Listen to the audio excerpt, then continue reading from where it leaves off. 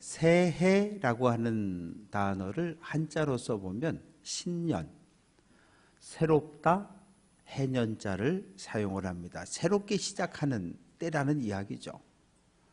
2025년을 살아본 사람은 우리 가운데 아무도 없습니다. 우리는 2024년을 살았고 2025년이라고 하는 이 시간을 하나님께서 우리의 삶에 선물로 주셨어요. 그러면 어떻게 사는 것이 새롭게 살아가는 것일까? 예수님을 우리 마음에 품고 믿음의 길을 걸어가는 것, 내 생각을 내려놓고 성령의 인도함을 따라 믿음의 길을 끝까지 걸어 달려가는 것, 그것이 새해를 멋지게 살아가는 방법입니다. 올해 우리 교회의 표어를 좋은 소식을 전하자, 평화를 알리자, 이사야 52장 7절의 말씀에서 가져왔습니다. 한 영혼에게 복음을 전해 한 영혼을 데려오고, 그리고 우리의 가정, 우리의 속해, 우리의 교회, 우리 공동체를 평화의 공동체로 세워가는 것, 그것을 위해서 기도하며 표어를 세워보았습니다. 바라고 소망하는 것은 올 한 해 가정마다 하나님의 은혜로 충만하고 행복하고 건강할 수 있기를, 자녀 손들이 주의 은혜 안에 행복할 수 있기를 주님의 이름으로 축원합니다. 바울의 제자였고 동역자였고 주치의였던 누가, 이 누가는 누가복음과 사도행전을 우리에게 선물로 줬습니다. 누가복음과 사도행전을 합치면 신약성경 전체에서 28%입니다. 엄청나게 많은 분량이지요.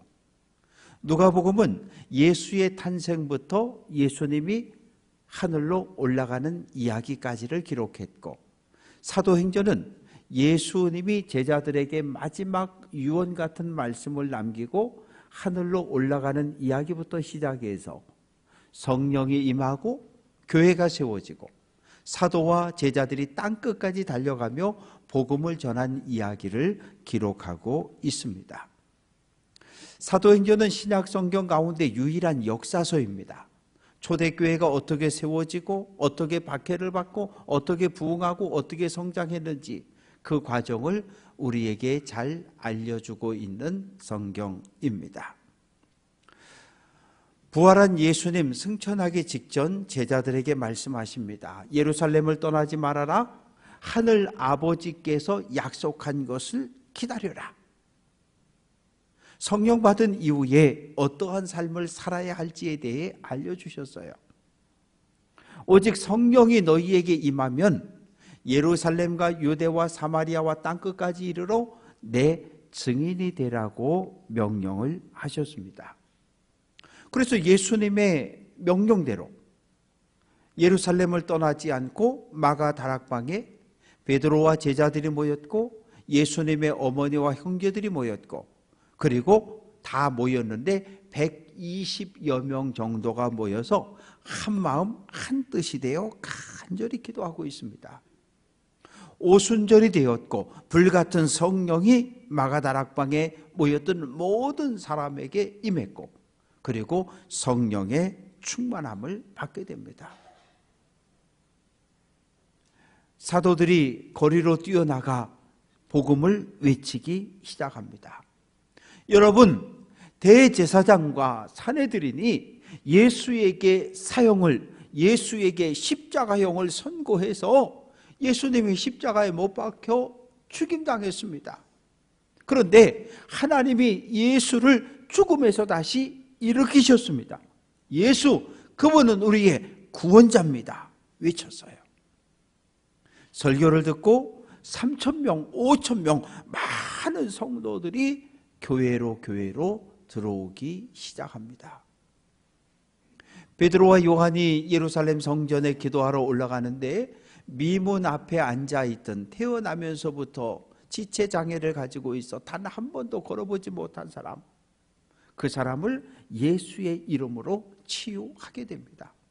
그런데 이 일로 인해서 체포당하게 되고 예수님을 재판했던 그 산헤드린 공회에서 재판을 받게 됐어요.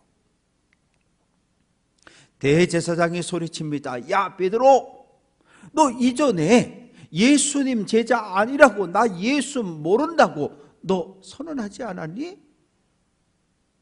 이번에 딱 한 번 용서해 줄 테니까 너 앞으로 밖에 나가거든 예수님 부활했다고 다시는 말하지 말어 협박을 합니다. 그런데 베드로가 변했잖아요. 성령을 받았잖아요.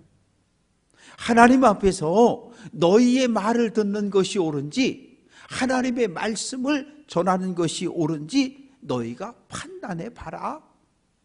우리는 부활한 예수님을 만났다. 예수님의 가르침을 받았다. 우리는 예수 부활했다고 외칠 수밖에 없다고 대답을 합니다. 그 옆에는 태어나면서부터 지체장애를 갖고 있다가 베드로를 통해서 치유받은 사람이 덜덜덜덜 떨며 서 있습니다. 대제사장과 산헤드린 공회가 어떻게 할 수가 없었어요. 그래서 베드로, 이번 한 번만 너 풀어줄 테니까 나가서 예수 부활했다고 다시는 소리치지 마 협박하고 풀어줍니다. 예수님은 분명 예루살렘과 유대와 사마리아와 땅끝까지 가며 복음을 전하라고 명령하셨어요. 그러나 제자들은 예루살렘에만 머물러 있습니다. 눈에 보이는 성장 3,000명, 120명, 3,000명, 5,000명, 와! 여기에 빠져 있었어요. 사도들이 기도하면 병자가 낫고 귀신이 쫓겨납니다. 대제사장이 제자들을 잡아다 감옥에 가뒀어요. 그런데 밤중에 천사가 나타나 모두 풀어줍니다. 무서울 것이 없었어요. 어느 날 예상치 못했던 사건이 발생을 하게 됩니다. 성령 충만한 빌립이 기적을 행하고 표적을 행하고 귀신을 내쫓고 병자를 고치다가 소아시아 여러 지역에서 온 디아스포라 유대교인들과 충돌이 벌어졌어요. 논쟁이 벌어졌는데 성령 충만한 스데반을 이기지 못했어요. 졌어요. 그러자 돈을 주고 사람들을 샀습니다. 그 사람들이 와서 이야기합니다. 우리가 들었습니다. 스데반 저놈이 모세를 모독하는 말을 우리가 들었습니다. 스데반 저놈이 하나님을 모독하는 말을 우리가 똑똑히 들었습니다. 그래서 스데반이 체포당해서 또 산헤드린 공회에서 재판을 받게 됐습니다.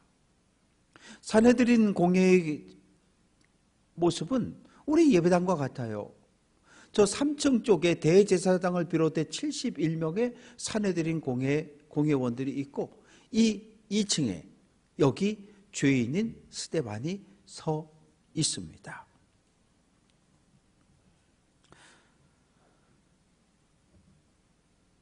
유대교는 하나님과 성전을 동일하게 생각했어요.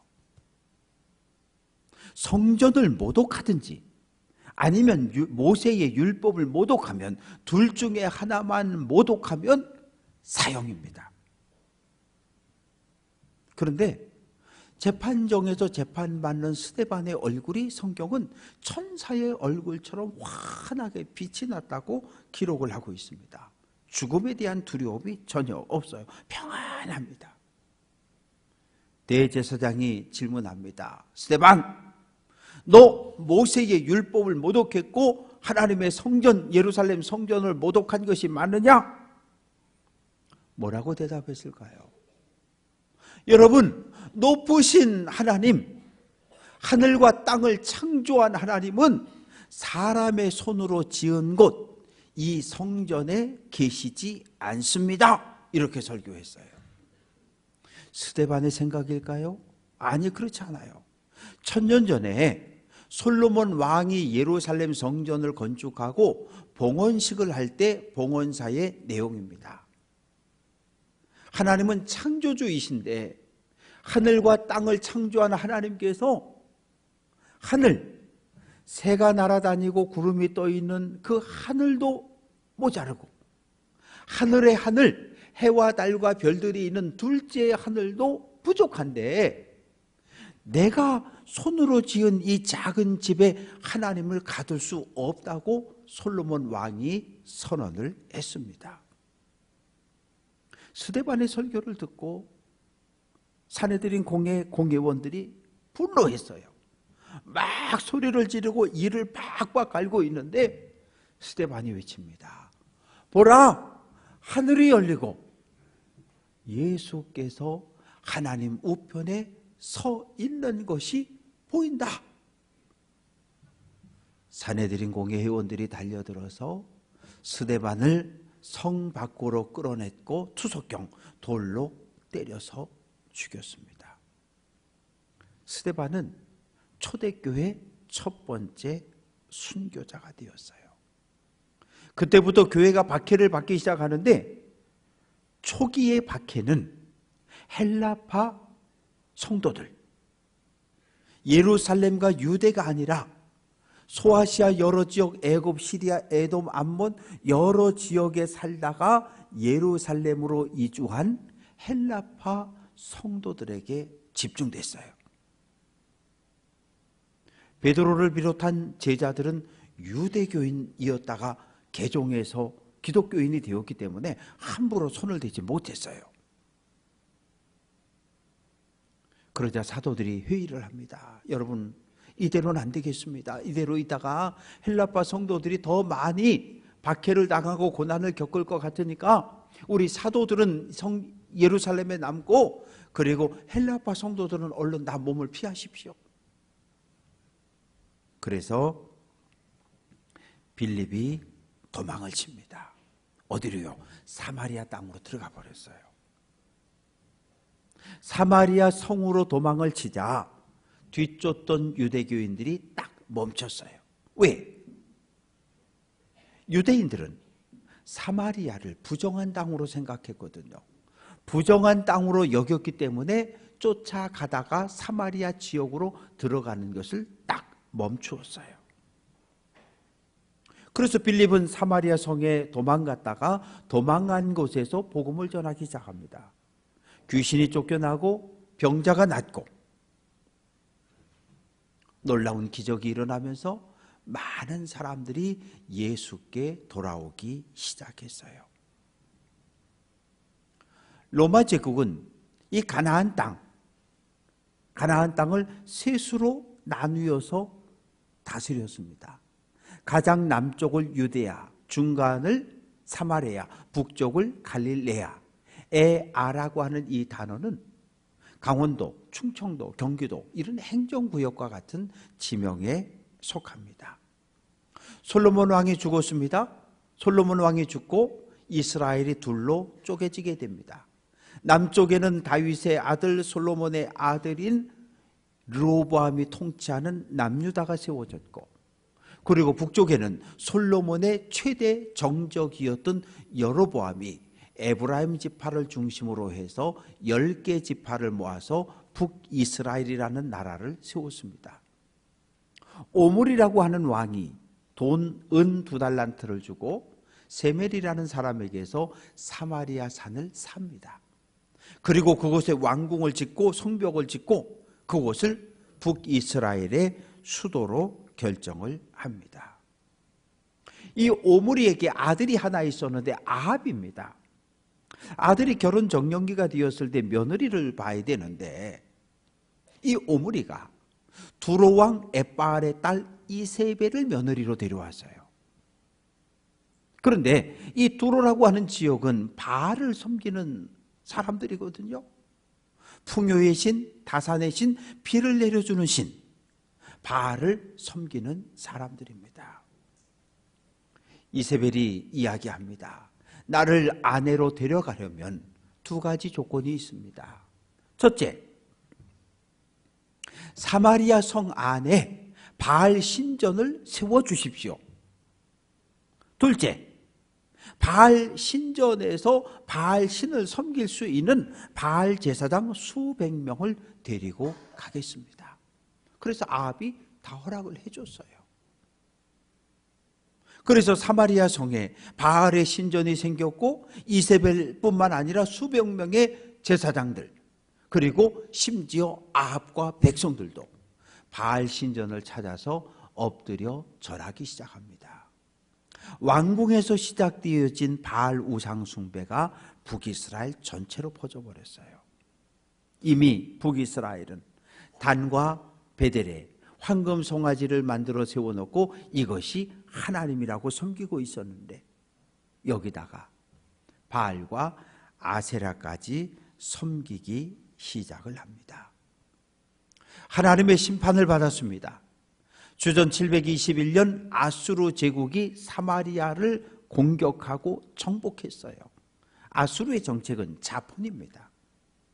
이민족 저민족 그냥 막 섞어서 강제 결혼을 시켜버리는 거예요. 살만 에셀 왕은 사마리아 사람 3만 명을 잡아서 아수르 제국 여러 땅에 흩어져 살게 합니다.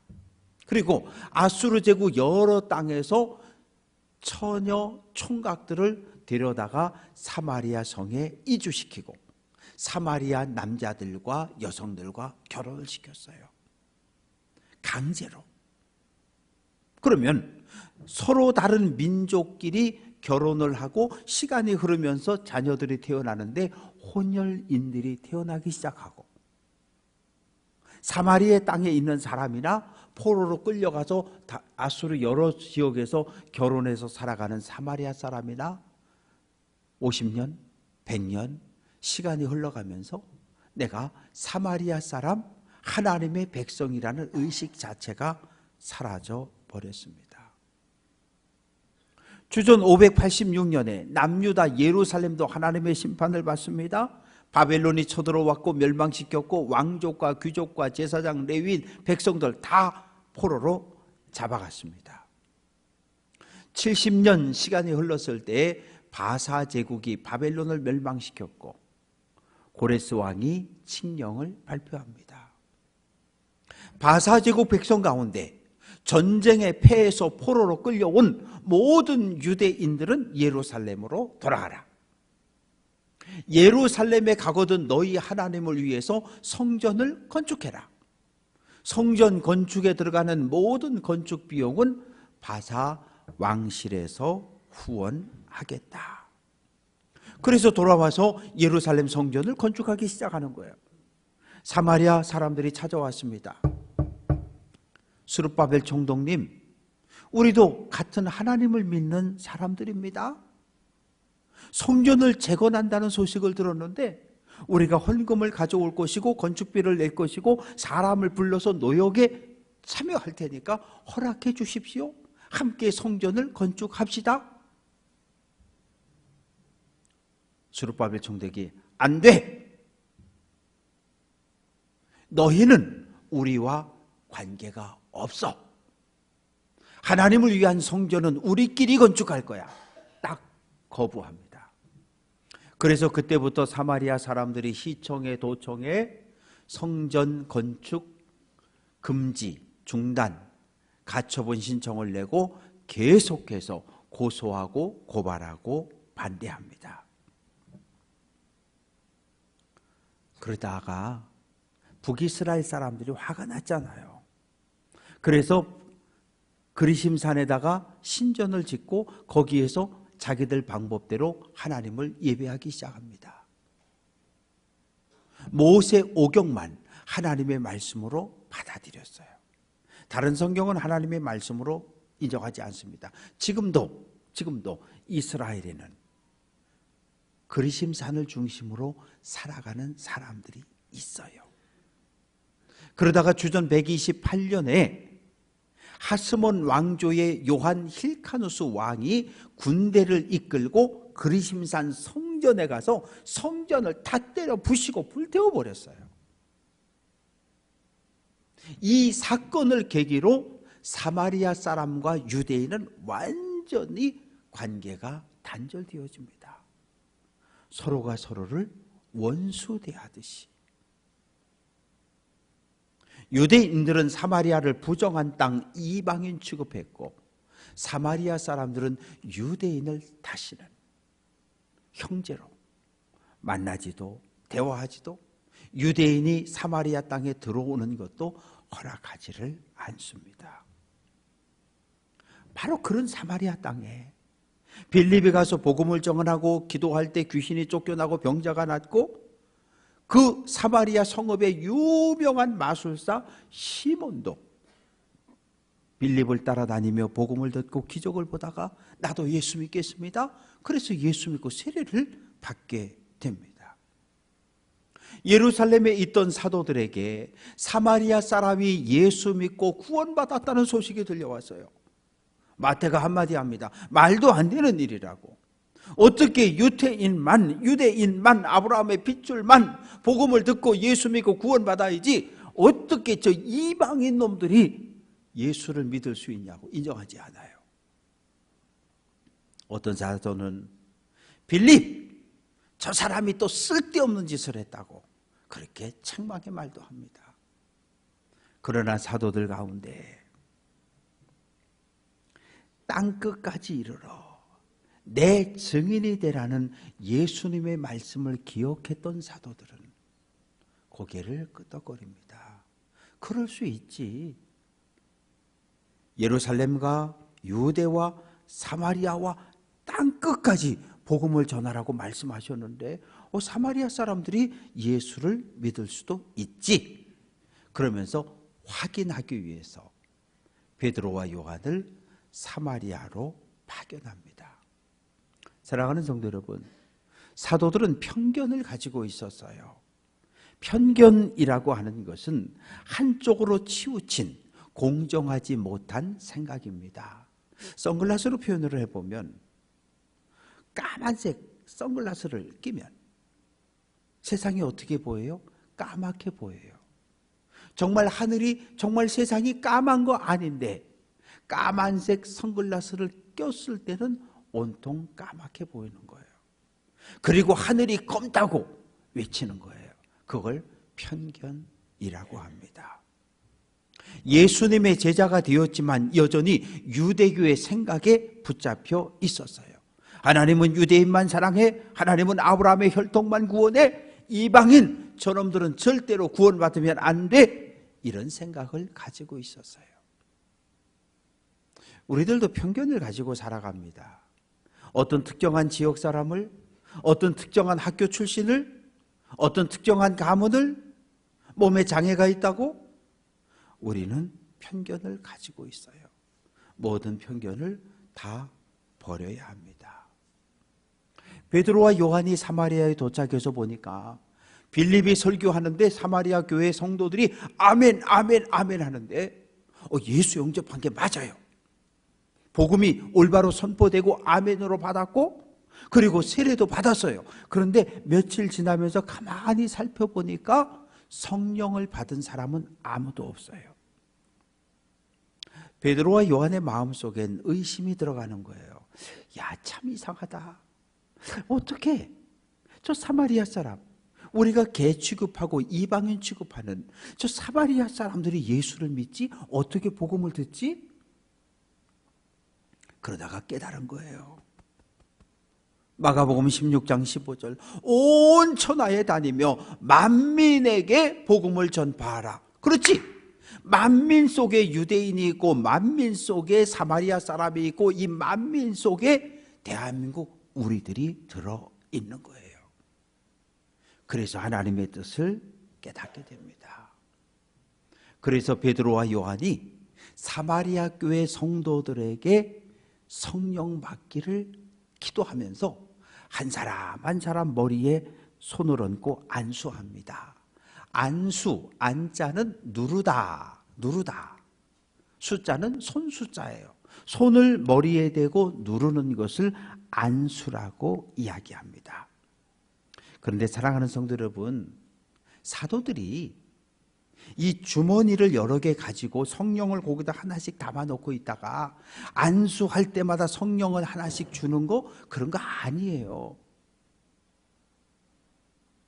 사도들이 사마리아 교회 성도들이 성령 받았으면 좋겠다 머리에 손을 얹고 하나님께 기도했을 때 성령이 임하고 역사하셨어요. 한 것이죠. 자, 복음을 듣고 예수 영접했고 세례받았고 기도했더니 성령이, 베드로가 받았던 동일한 성령이, 요한이 받았던 동일한 성령이 임한 것을 보고 베드로와 요한은 사마리아 교회 성도들을 형제로 자매로 받아들입니다. 편견을 내려놓았어요. 민족이 달라도, 피부색이 달라도, 직업이 달라도, 어떤 이유에서도 복음을 듣고 하나님의 자녀가 되는 것을 막을 수 없다는 것을 깨닫게 됩니다. 예루살렘에서 시작된 복음이 유대를 넘어 사마리아에 전해졌습니다. 빌립은 성령의 인도함을 따라 광야로 나갔고 예루살렘 성전에서 하나님을 예배하고 에티오피아로 돌아가던 네시에게 이사야 53장을 전합니다. 고난받는 종의 이야기를 전해주고 그 고난받는 종이 예수였다고 전해주고 예수 믿으면 구원받는다고 이야기하니까 이 네시가 나 예수 믿겠다고, 나 세례 받겠다고, 그래서 세례를 행하게 됩니다. 베드로는 어떻게 변했을까요? 사도행전 9장 32절, 베드로가 사방으로 두루 다녔다. 루따에 가서 중풍으로 8년 동안 누워있던 애니야를 기도하니까 애니야가 치유받았어요. 요빠에 갔더니 요빠에 죽어서 장례를 준비하던 다비다가 있었는데 기도했더니 다비다를 살려냈습니다. 환상을 보고 가이사라에 있는 고넬료의 집을 방문했더니 고넬료의 가족과 친구, 온 식구들이 모여 있었는데 베드로가 로마 사람, 이방 사람을 위해 말씀을 전했는데 갑자기 불같은 성령이 임해서 모든 사람이 성령을 받았어요. 성령은 유대인에게도 내렸고 성령은 사마리아인에게도 내렸고 성령은 로마 사람들에게도 내렸고 그 동일한 성령이 오늘 우리에게도 임했습니다. 예루살렘 교회는 성령의 역사로 부흥하고 성장했지만 예수님의 명령, 땅끝까지 복음을 전하라는 이 명령을 잊어버렸습니다. 디모데후서 4장 2절, 너는 말씀을 전파하라. 때를 얻든지 못 얻든지 항상 힘쓰라. 교회가 존재하는 목적이 무엇입니까? 교회가 왜 존재합니까? 전도와 선교를 위해 존재합니다. 박해를 피해 도망쳤습니다. 복음을 전할 수 있는 그런 마음 아니지요. 그러나 성령께서 빌립에게 복음을 전하라고 명령했고 빌립은 말씀에 순종했어요. 오늘 누가 복음을 전해야 합니까? 전도는 전도사님이 하고 선교는 선교사님이 하고 그럼 우리는 뭐 할 건가요? 2000년의 시간이 흐르면서 예루살렘에서 사마리아로 로마 제국으로 그리고 2000년의 시간이 흘러 조선 땅에 복음이 들어옵니다. 150년 전 1885년 4월 5일 부활절에 인천 제물보항구를 통해 아펜젤라 선교사가 들어왔고 그리고 이 땅에도 복음이 전해집니다. 교회를 세우고 학교를 세우고 병원을 세워서 복음이 전해지기 시작합니다. 사랑하는 성도 여러분, 이제 우리 차례입니다. 예수님을 영접한 그 순간부터 우리에게는 복음의 증인이 되라는 명령이 주어졌습니다. 지역, 신분, 학교, 우리가 가지고 있는 모든 편견, 저 사람은 절대 예수 안 믿을 거야, 저 사람은 절대 우리 교회 오면 안 돼, 그런 편견 버려야 돼요. 내가 복음을 전하면 하나님은 나를 통해 예수 믿고 구원받을 사람을 예비해 두셨음을 깨닫게 됩니다. 올 한 해 열심히 살아봅시다. 열심히 전도해서 한 영혼을 주님께 데려오고 열심히 기도하고 사랑해서 가정과 교회를 평화의 공동체로 회복시키고 그래서 마지막 날 하나님 앞에 잘했다 충성된 종이라고 칭찬받는 우리 모두가 될 수 있기를 주님의 이름으로 축원합니다.